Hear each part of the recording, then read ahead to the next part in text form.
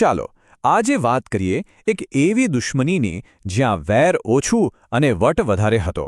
આ કોઈ કાલ્પનિક વાર્તા નથી, પણ ગોહિલવાડની ધરતી પર બનેલી એક હકીકત છે. એક એવી સત્યકથા જે દુશ્મની શબ્દનો અર્થ જ બદલી નાખશે. તો તૈયાર થઈ જાઓ મળવા માટે બે એવા કટ્ટર દુશ્મનોને જેમની લડાઈ ખાનદાની અને ઈમાનદારીની મિસાલ બની ગઈ. દુશ્મન હોય તો આવો. કેવું અજીબ લાગે છે ને સાંભળવામાં. આ વાક્ય કોઈ મિત્ર માટે નહીં, પણ પોતાના કટ્ટર દુશ્મન માટે કહેવાયું હતું. હવે સવાલ એ છે કે એવું તો શું થયું હશે? આવો કયો દુશ્મન હતો? બસ એની જ તો આખી વાત છે. તો આખી કહાનીના કેન્દ્રમાં છે બે મોટા પાત્રો. એક તરફ છે જોગીદાસ ખુમાણ, પોતાના હક માટે, પોતાની જમીન માટે લડતા એક નિડર બહારવટિયા, અને એમની સામે બીજી તરફ છે ગોહિલવાડના મહારાજા વજયસિંહજી, જેઓ પોતાના રાજ્ય અને એના કાયદાના રક્ષક છે. અને આ બંને વચ્ચેના સંઘર્ષનું કારણ હતું એક જમીન. થયું એવું કે વર્ષોથી સાવરકુંડલાની જમીનને લઈને જોગીદાસ ખુમાણ અને મહારાજા વચ્ચે દુશ્મની ચાલી રહી હતી.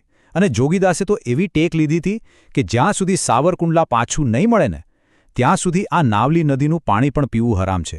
એટલે સમજી લો કે આ લડાઈ ખાલી જમીનની નહોતી, આ તો સિદ્ધાંતની લડાઈ હતી. હવે જુઓ, એક દિવસ જંગલના રસ્તે શું થાય છે?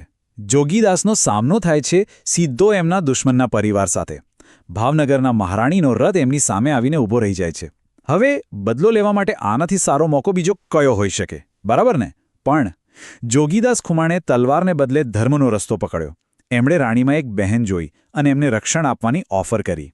એમણે સાફ સાફ કહ્યું, મારું વેર મહારાજ સાથે છે, તમારી સાથે નહીં. આ એક જ વાક્ય બધું કહી દે છે કે આ લડાઈ અંગત નફરતની નહોતી, પણ સિદ્ધાંતોની હતી. અને પછી એક સાચા ભાઈની જેમ જોગીદાસે પોતે રાણીને સિંહોરના પાદર સુધી સુરક્ષિત પહોંચાડ્યા. પણ હવે સવાલ એ થાય કે શું આ બધી ખાનદાની અને સન્માન ખાલી એક તરફથી જ હતું? તો જવાબ છે ના, બિલકુલ નહીં. સિક્કાની બીજી બાજુ એટલે કે મહારાજા વજયસિંહજીની અમીરાત પણ કંઈ કમ નહોતી. ખાલી એકવાર વિચારી તો જુઓ, કોઈ રાજા પોતાના કટ્ટર દુશ્મનના પરિવાર સાથે શું કરે?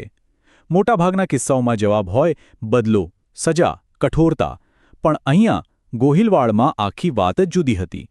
આ વાત સાંભળીને કદાચ વિશ્વાસ નહીં આવે, પણ આ સત્ય છે.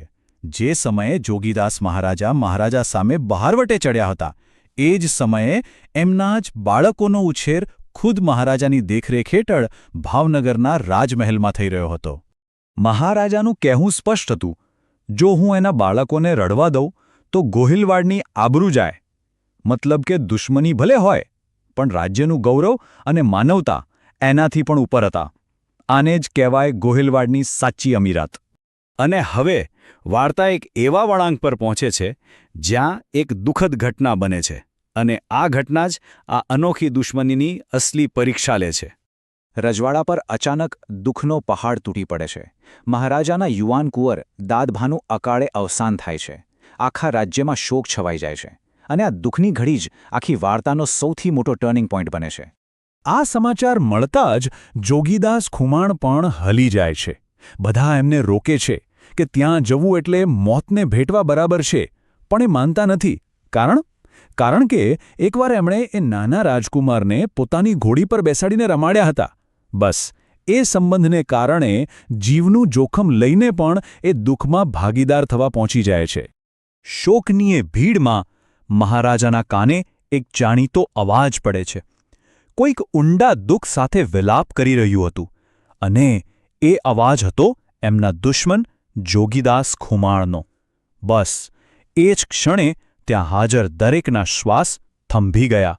તરત જ સૈનિકોની તલવારો મ્યાનમાંથી બહાર આવી ગઈ. પણ મહારાજાએ એમને રોક્યા, અને જે શબ્દો કહ્યા એ ઇતિહાસમાં અમર થઈ ગયા.